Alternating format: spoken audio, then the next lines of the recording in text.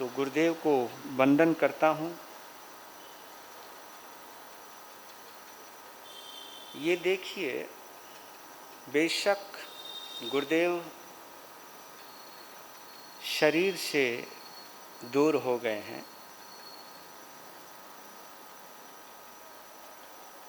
लेकिन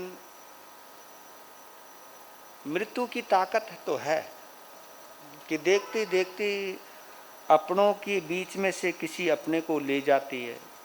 ये ताकत है मृत्यु की। लेकिन एक जगह वो भी असमर्थ हो जाती है, वहाँ उसकी ताकत नहीं चलती। मृत्यु केवल शरीर को छीन सकती है, लेकिन उसकी यादों को नहीं छीन सकती। उसे हमारी नज़रों के सामने से ले जा सकती है, हमारे घर से ले जा सकती है, लेकिन हमारे दिल से नहीं ले जा सकती। ये मृत्यु की ताकत नहीं है कि किसी को हमारे दिल से जुदा कर सके।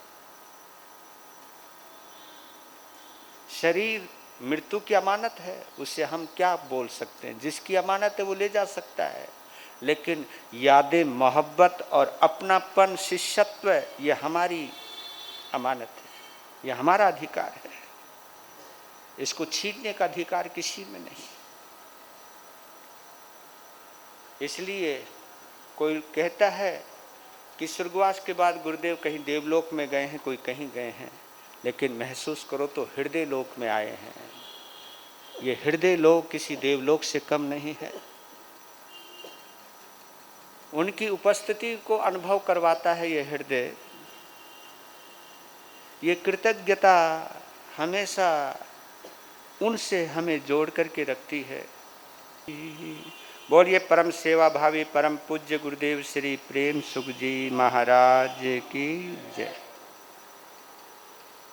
ऐसी नौकरी किसी नसीब वालों को ही मिलती है, यही हमारी खुशनसीबी है। यही मेरे भंते श्री की खुशनसीबी है। और इस आंगन से जुड़े हुए जितने भी लोग हैं, उनकी भी यही खुशनसीबी है। ये दरबार है गुरु का, और इस गुरु के दरबार का दरबारी होना किसी सौभाग्य से कम नहीं है। इस बात का एहसास करना बार बार, यही हमारी गुरु भक्ति है, यही हमारी आस्था है, यही हमारी श्रद्धा है। और इसी श्रद्धा को, इसी आस्था को बढ़ा रहे हैं आचार्य मानतु। आज का अद्भुत श्लोक है, क्योंकि 10वां श्लोक है, पड़ाव आ रहा है। ये बड़ा अद्भुत श्लोक है। ये नमन करता हूं आचार्य मानतु को कि अद्भुत है आपकी भक्ति। आपकी भक्ति ने आपके अंतस्थल को भगवत्ता के प्रकाश से भर दिया।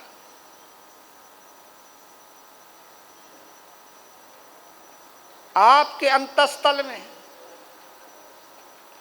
वीतरागता की रोशनी जो आई है,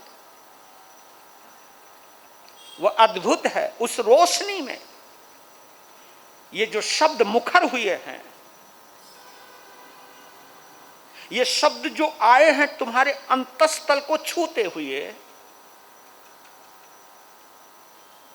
इन शब्दों ने बड़ा करिश्मा कर दिया। जबकि ये करिश्मा करने के लिए आपने पूजा नहीं की थी, ये चमत्कार दिखाने के लिए आपने कोई पूजा नहीं की थी। आपने तो केवल इस श्लोक के माध्यम से, स्तोत्र के माध्यम से वीतरागता के दर्शन करने के लिए इसकी रचना की थी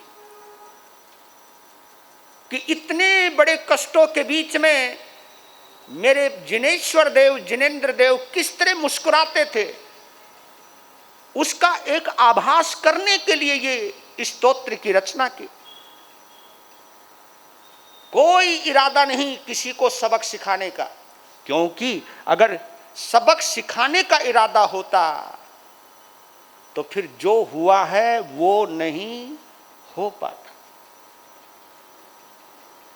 सबक कुटिल मति सिखाता है।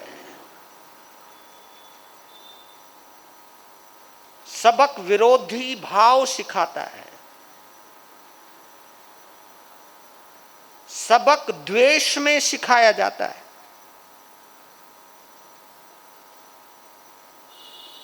अगर आग यहां लग रही हो तो इस आग की एक ही तमन्ना रहती है कि इस आग में, जिसने ये आग जलाई है उस आग में उसको भी जलाऊं।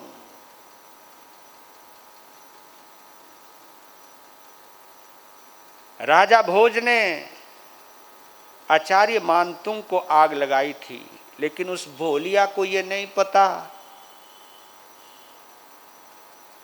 कि यह आग अंतस्थल की ना होकर के भक्ति की दीपक की लो बन गई। और इस लो में उन्होंने अपना मान अपमान कुछ नहीं देखा, इस लो में सिवाय उन्होंने भगवान को ही देखा। अगर, क्योंकि आज का श्लोक बड़ा महत्वपूर्ण है, पहले उच्चारण कर लेते हैं। बोलिए श्री आदिनाथ भगवान की जय। नात्यद्भुतं भुवन भूषण भूतनाथ, नात्यद्भुतं भुवन भूषण भूतनाथ, भूतैर्गुणैर्भुवि भवन्तमभीष्टुवन्तः, तुल्या भवन्ति भवतो ननु तेन किं वा, भूत्याश्रितं य इह नात्मसमं करोति, भूत्याश्रितं य इह नात्मसमं करोति। नात्यद्भुतं भुवन भूषण भूतनाथ, भूतैर्गुणैर्भुवि भवन्तमभीष्टुवन्तः,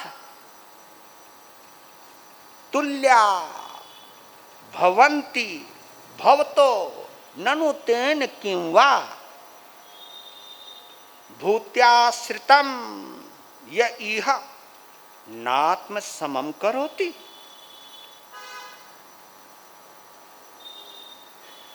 आश्चर्य किसको कहते हैं? यह है इसमें आश्चर्य। नात्यद्भुतम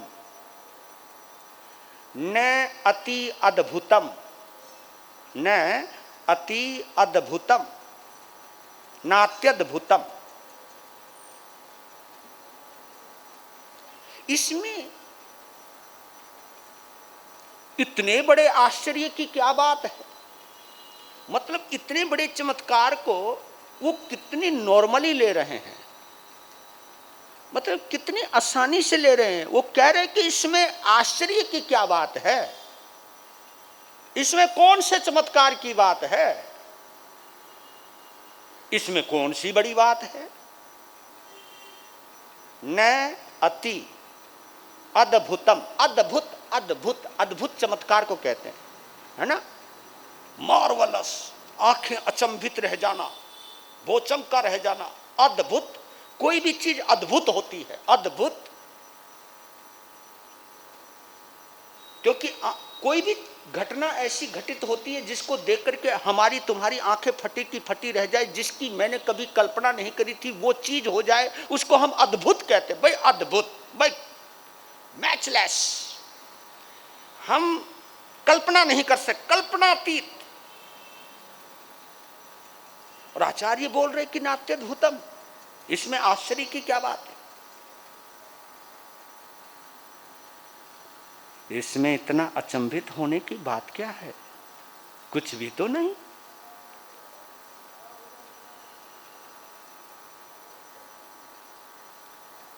पहले हम इस आश्चर्य को समझ लेते हैं।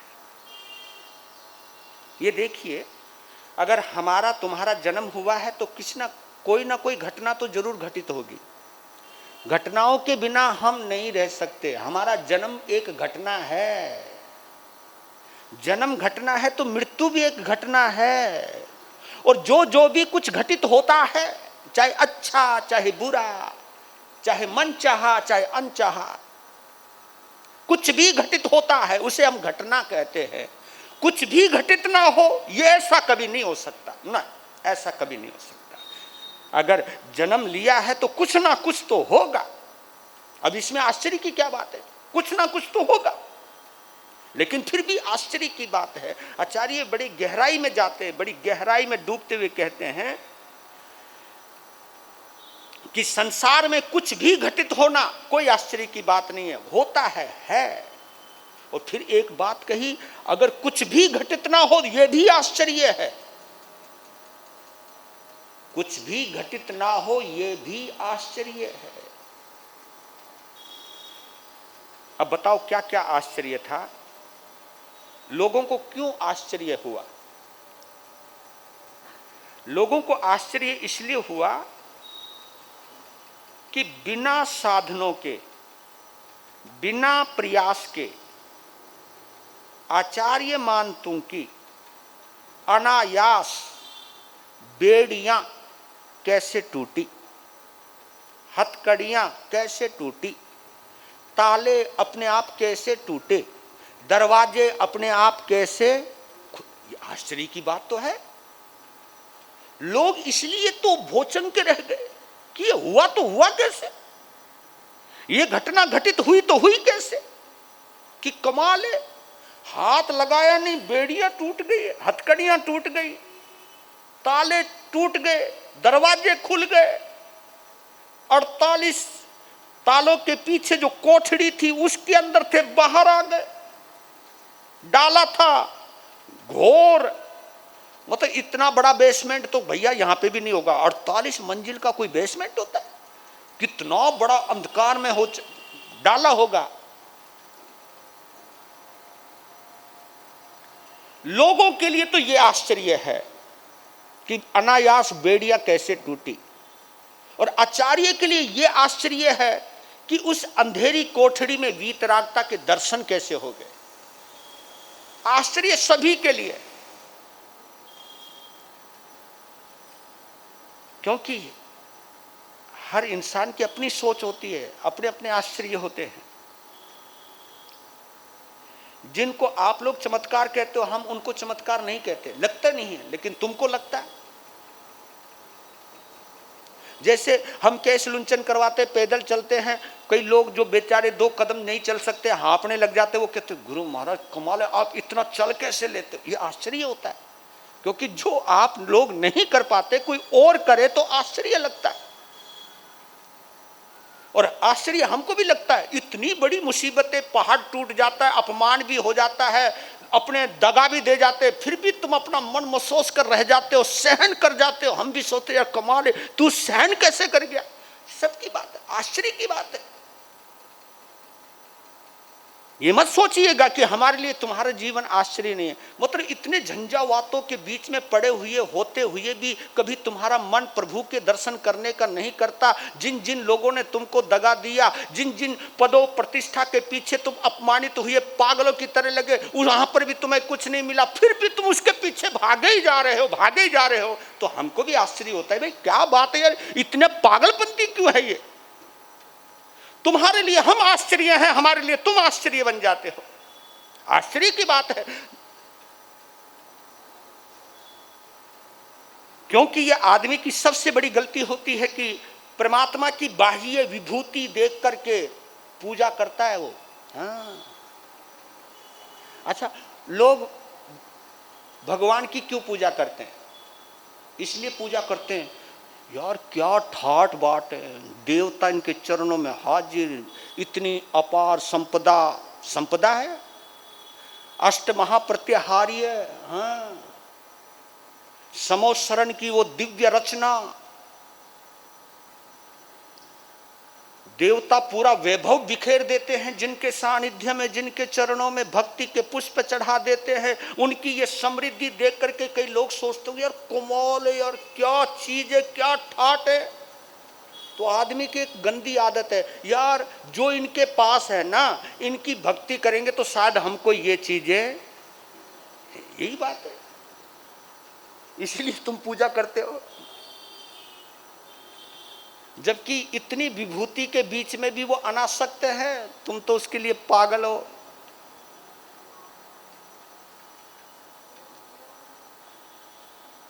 परमात्मा की असली विभूति जो समोसरण में है ना, वो नहीं।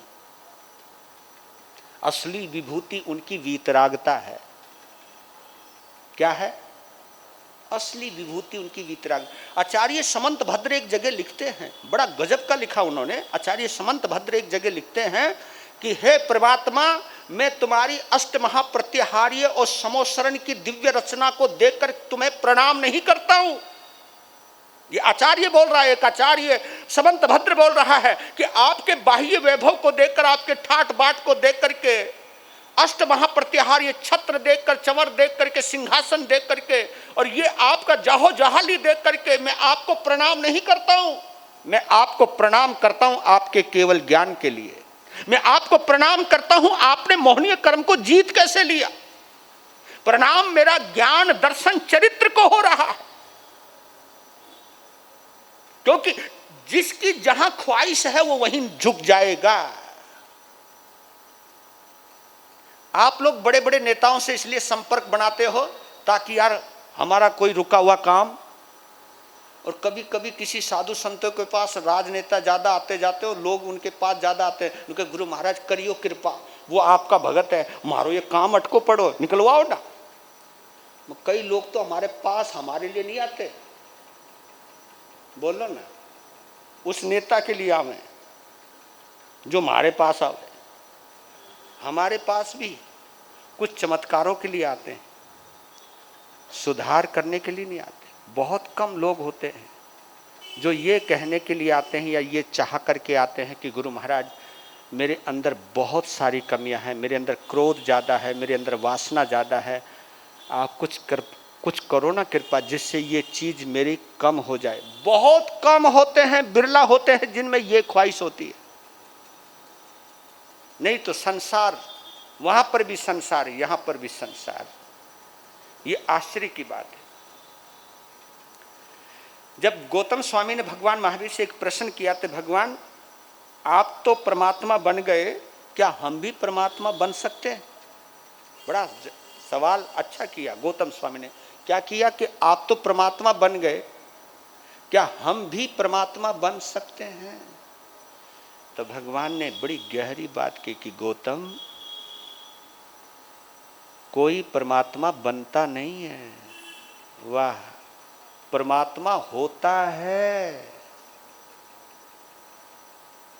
बनने पर जोर मत रखो, होने पर जोर रखो। साधु बनना आसान है, साधु होना मुश्किल है। बनना तो आसान है। तुम्हारी ड्रेस के जितने लफड़े हैं ना, कभी यूं बटन खींचो, कभी वहां खींचो और कभी वहां खींचो, ये बांधा जोड़ी करते रहते हो, पता नहीं तुम लोग। ये तो इतनी आसान ड्रेस है, लो जी पहनो, चलो बढ़िया, आसान ड्रेस है जी हमारी।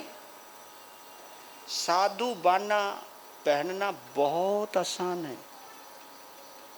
शायद इसीलिए एक विचारक ने, एक अनुभवी ने एक बात कही थी, बाना बदले 100 बार। बाना, ये बाना है, बाना बदले 100 बार और बाण बदले 100 बेड़ा पार। बाना बदले 100 बार, बाण बदले 100 बेड़ा पार। बाण, बाना कहते हैं वस्त्र को, बाण कहते हैं स्वभाव को, बाण कहते हैं आदत को। कि बाना बदलना आसान है, लेकिन जो अंदर गांठें पड़ी हुई हैं, अंदर जो गंदी आदतें पड़ी हुई है, वो बदलनी बहुत मुश्किल है। और उसे बदले बिना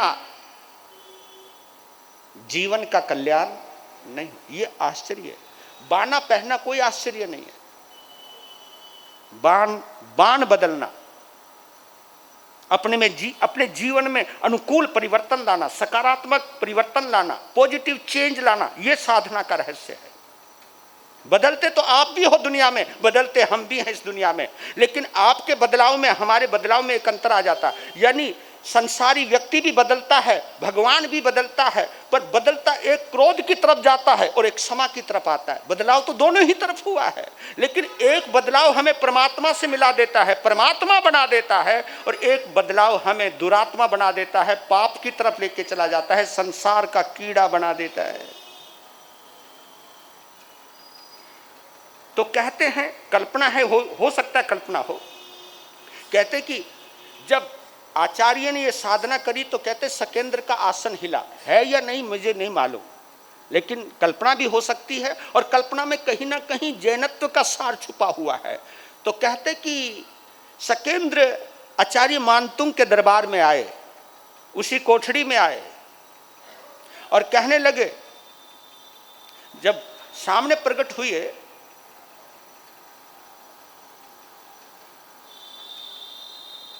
आचार्य ने पूछा कि आप कौन? तो कहा कि मैं सकेंद्र हूं।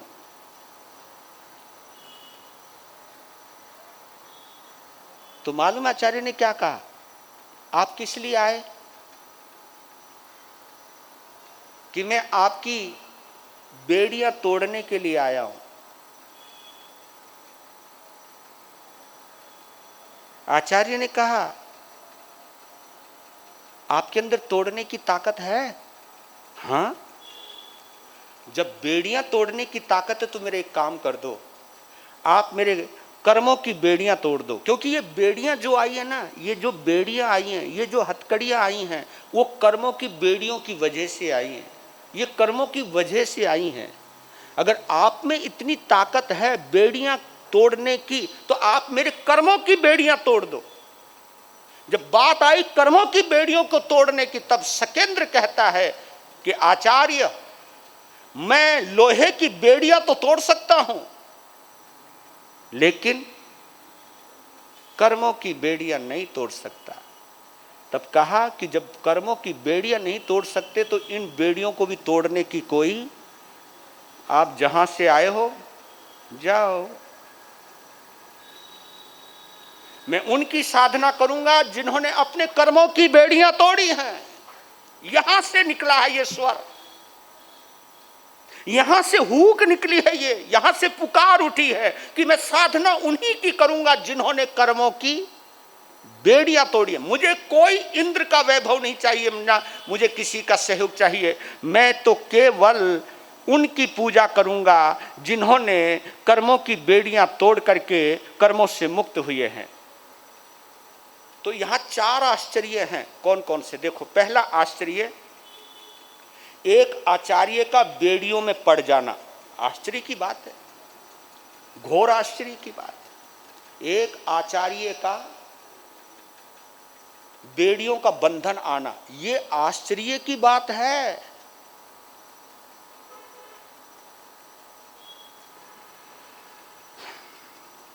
और इससे भी बड़ा आश्चर्य, जिनमें बेड़ियों को तोड़ने की ताकत थी, ये भी आश्चर्य है। एक तो पहला आश्चर्य, एक आचार्य का बेड़ियों में बंध जाना।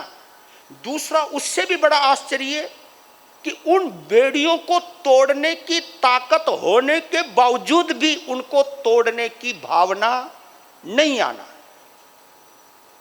वो चाहते तो कुछ भी कर सकते थे, इतनी थी उनके पास सिद्धियां। तोड़ना चाहते तो अपने मंत्र शक्ति से भी तोड़ सकते थे वो।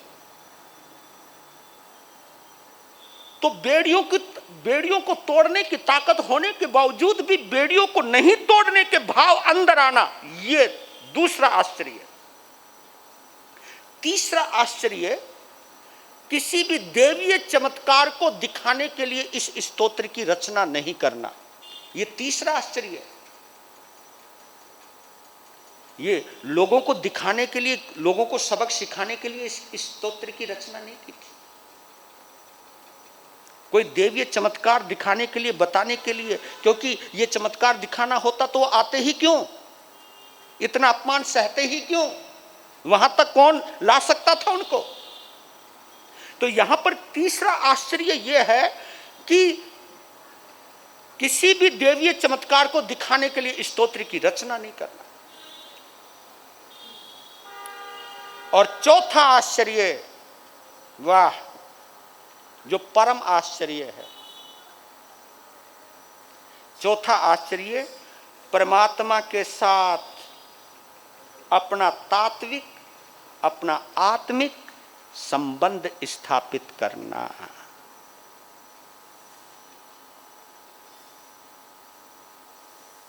फिर उनके प्रभाव से, उनकी कोई इच्छा नहीं थी, वो प्रभाव औरों का, वो प्रभाव भगवान का हो सकता है, वो प्रभाव किसी और का भी हो सकता है, लेकिन ये आश्चर्य है, इस औदारिक शरीर में रहते हुए, इस कलयुग में होते हुए, इस पंचम आर्य में रहते हुए वीतराग प्रभु के साथ आत्मिक और तात्विक, तात्विक तात्विक कहते, आत्मिक समझ लो, तात्विक समझ लो, तात्विक यानी वास्तविक, वास्तविक हम लोगों के साथ अपना मेंटल रिलेशन रखते हैं, मेंटल रिलेशन, मन का संबंध रखते हैं। या तो हम शरीर का संबंध रखते हैं या हम अपना मानसिक संबंध रखते हैं, लेकिन बहुत बिरला लोग होते हैं जो परमात्मा के साथ अपना आत्मिक संबंध स्थापित करते हैं। यहां तक कि आप लोग तो भगवान और गुरु के साथ भी आत्मिक संबंध नहीं बना पाते। ये आपको कड़वा लग सकता है, बुरा लग सकता है, क्योंकि मुझे ऐसा लगता है अगर आप लोग आओ और आपको देखकर हम स्माइल पास ना करें, आपको देखकर हम यूं ना करें, थारा मूड खराब हो जाए। उनका ले, इतनी दूर से तो आए, महाराज ने तो स्माइल भी पास नहीं की। कोई महाराज है? आपको देखकर कोई ध्यान में चला जावे तो तुम झुकोगे नहीं, सोचोगे महाराज जब इनके कोई स्पेशल भगत आएंगे ना, ये ध्यान तभी खोल लेंगे। निंदा के भाव आ जाते हैं तुम लोगों के लिए, तुम्हारे हृदय के अंदर, हम लोगों के लिए भी आ जाते हैं। क्यों आते हैं ये इसलिए आते हैं कि आपका हमारे साथ मानसिक संबंध है, और हमारा हो तुम्हारा हो, अगर मानसिक संबंध, चाहे मेरा तुमसे भी क्यों ना हो, मेरा भी तुमसे भी मानसिक संबंध हो सकता है, क्योंकि मैं तुमसे प्रतिष्ठा चाहूं, मैं तुमसे सम्मान चाहूं और तुम मेरे मन मुताबिक चलो, ये मेरा मानसिक संबंध हो सकता है, लेकिन आत्मिक संबंध नहीं। आत्मिक संबंध उसको कहते हैं जहां मन की कोई भी चाल कुचाल नहीं चलती है। आत्मिक संबंध, वास्तविक संबंध, आत्मिक तात्विक संबंध, यानी परमात्मा के साथ तात्विक संबंध स्थापित करना और उनके प्रभाव से बेड़ियों का, बंधनों का टूट जाना, ये चौथा परम आश्चर्य है। उनकी कोई ख्वाहिश नहीं, कोई इच्छा नहीं, इच्छा एक ही जगह है कि इस एकांत का मैं लाभ उठाऊंगा, इस अंधेरे का मैं लाभ उठाऊंगा, क्योंकि इस अंधेरे में मेरे परमात्मा के अलावा और मेरे अलावा कोई भी नहीं है। उनके साथ मेल जोल बढ़ाऊंगा, उनको ही निहारूंगा, उन्हीं को ही पुकारूंगा, उन्हीं में ही समाहित होऊंगा, उन्हीं में ही प्रवेश करूंगा, उन्हीं को ही अपना मानूंगा। ये जो तात्विक संबंध है, मैं इस भक्तामृत स्तोत्र का परम चमत्कार इसी को मानता हूं। इसलिए मैं इस भक्तामृत स्तोत्र का दीवाना हो गया। जिस ढंग से इसकी रचना हुई है, ना शिकवा है ना शिकायत है, वहाँ केवल पुकार है, और पुकार भी केवल अपने आराध्य को पुकारा है और किसी को नहीं पुकारा। पुकारते पुकारते पुकारते इतने तल्लीन हो गए, परमात्मा मय हो गए, परमात्मा मय हो गए, अरिहंत और सिद्धमय हो गए। फिर हुआ, तब बोलते कि नाट्य, जब ये कुछ हुआ, जब कुछ हुआ तो शायद यही शब्द निकले होंगे, नाट्यद्भुतम भुवन भूषण भूतनाथ। ये इसमें 11 बार भय भय भय भय, और हम कभी कभी कहते हैं क्या भय भय भय लगा रखी है, पर ये भय बड़ी बड़ी गजब की भय भय ये। पहले हम इसको समझ लेते हैं, नाट्यद भुवन भूषण, भुवन भूषण, आहा, विश्व के श्रृंगार, 3 लोक के श्रृंगार, असली सौंदर्य हो आप, ऐसा सौंदर्य कहीं नहीं होगा, इसलिए भुवन भूषण बोला है। भुवन लोक को कहते हैं, तीनों लोक के, और भूषण कहते हैं श्रृंगार को। आप सुंदर दिखाई दो इसलिए आभूषण ग्रहण करते हो, है ना, इसलिए तुम चेहरा चमकाते हो, कुछ ना कुछ वो डालते हो, अंगूठी पंगूठियाँ, जो भी तुम ज्वेलरी डालते हो, जो भी आप कुछ करते हो, केवल अलग से दिखाई देने के लिए, अलग से चमक। और भगवान को वो बोल रहे हैं कि आप ही असली भूषण हो, भुवन भूषण, विश्व के श्रृंगार हो, तीन लोक के श्रृंगार हो, ब्रह्मांड के श्रृंगार हो आप, भुवन भूषण। भूतनाथ, भूतनाथ जिसको हम कहते हैं जगन्नाथ, भूतनाथ यानी जगन्नाथ। इसको और भी आसान शब्दों में कर दे तो प्राणियों के स्वामी, भूतनाथ यानी प्राणियों के स्वामी। भूतहि गुणैर, भूतहि कहते विद्यमान, विद्यमान भूतहि, किसी में कोई चीज, कोई विशेषताएं मौजूद होना, भूतहि विद्यमान। गुणहि, गुणहि गुणों के द्वारा। भवंतम अभिष्टवंतः, ये देखिए बड़ा प्यारा शब्द यहां पर आया। भूतैर गुणैर भुवि भवंतम अभिष्टवंत। भुवि कहते इस धरती पर, इस धरती पर जितने भी प्राणी हैं जो आपके साथ आत्मिक और तात्विक संबंध स्थापित करते हैं, उन्हीं के आप जगन्नाथ हो, उन्हीं के आप प्राणाधार हो, उन्हीं के आप प्राणनाथ हो। यानी मेरे श्वासों पर जिसका अधिकार हो, मेरी श्वासों में जो रमा हुआ हो, मेरी श्वासों में जो बसा हुआ हो, श्वासों की माला के साथ जिसका नाम चलता हो। पंजाबी में एक पंक्ति आती है, श्वासा दी माला नाल सिमरा में तेरा नाम। श्वासा दी माला नाल सिमरा में तेरा नाम, यानी ये श्वास जो आ रहे हैं और जा रहे हैं, और आपको पता नहीं, पता हो या नहीं पता हो, ये बड़ी बाद की परंपरा चली है कि संवत्सरी के दिन कोई 20 लोगस का ध्यान करता है, कोई 40 लोगस का ध्यान करता है। लेकिन उस वक्त जब ध्यान किए जाते थे तो श्वासों का ध्यान किया जाता था। श्वासों श्वास, श्वास लेना, श्वास छोड़ना, उन श्वासों की धारा में तन्मय हो जाना, उन श्वासों में अपने परमात्मा को पिरो देना। क्योंकि श्वास में ही प्राण है, प्राण में ही श्वास है, और श्वास में ही सब कुछ समाहित है। आत्मा का जो अक्ष है, आत्मा का जो सार है, देखा जाए तो इस श्वासों के साथ बंधा हुआ है। और इस दुनिया में सबसे करीब कोई चीज है, सबसे नजदीक कोई चीज है, बोलो क्या है? आपका श्वास।